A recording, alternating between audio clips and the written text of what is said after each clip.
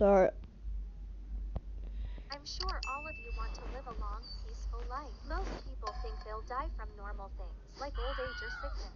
But sadly, around 5 million kids die every year for very disturbing reasons.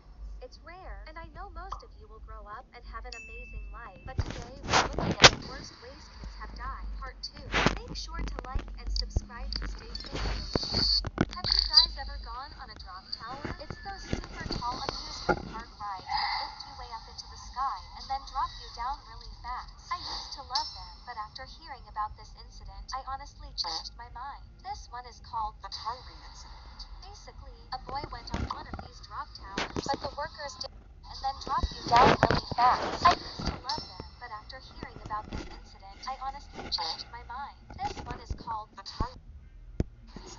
Basically, a boy went on one of these drop towers, but the workers didn't secure his seatbelt properly. When the ride dropped, he fell out and was killed when he hit the ground. It's extremely sad and heartbreaking. Take a look. He slipped from the harness on the tallest free fall in the world, falling 100 feet to the ground below. You see, when he got on, the harness didn't fit, but instead of refusing him, the operator adjusted the harness to give him extra room. The ride climbed to over 400 feet before suddenly dropping at 75 miles an hour. But the extra space meant the harness wasn't secure, and the boy slipped through the gap.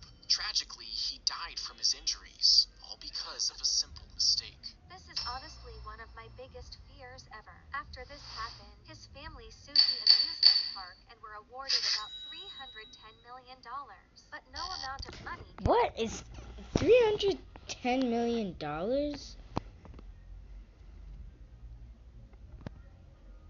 Just say 310 million. Or replace a life. It doesn't matter how much you get Or paid just say when 300, someone's or just say what 30 makes million, or this just say worse 10 is million. that someone there actually recorded it on their phone. Or just Take say a look at the 13 real million. footage. Yeah. It's the last video of a 14-year-old who died in a horrifying amusement park accident. Tyree Sampson is getting his safety bar in place. Just moments later, he fell 70 feet to his death.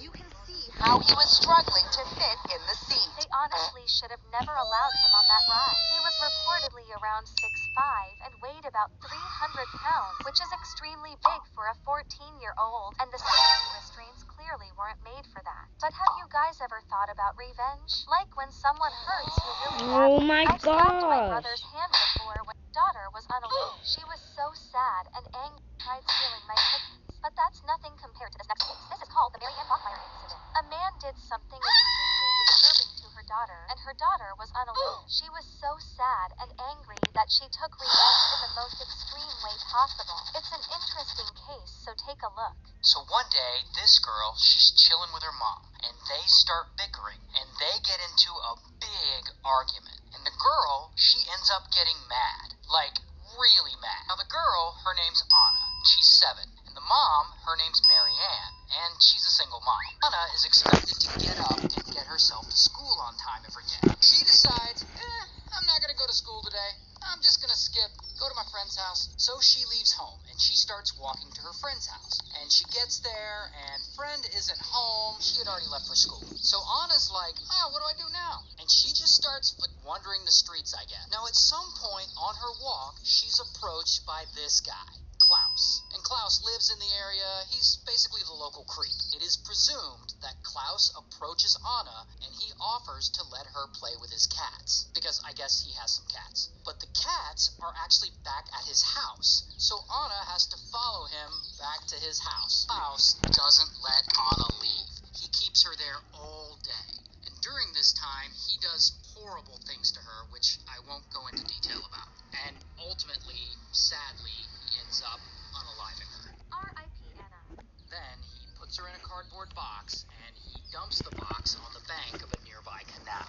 Understandably, at this point, Marianne is an absolute wreck. I mean, she lost her daughter, and now she has to attend the murderer's trial and relive this whole thing. It's just super traumatic. And so she goes, and she gets her pew-pew. And on the third day of the trial, it's a normal day.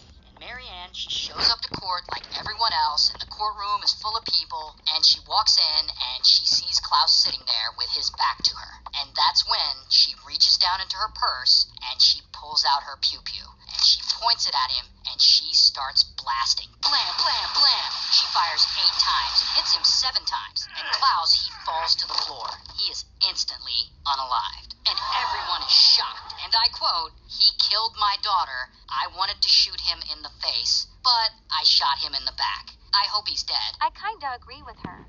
So of course, then bam, police arrest her on the spot. She's sentenced to 6 years in prison. But they let her out after only serving 3. So, good for her. I honestly understand why she did it. If I were a mother and someone did something like that to my daughter, I would completely rage. Comment down Okay, below. bro, this gameplay is absolute. Oh, Pete. Okay, bro. Okay, bro. Okay, bro. Happy New Year, I guess. Again.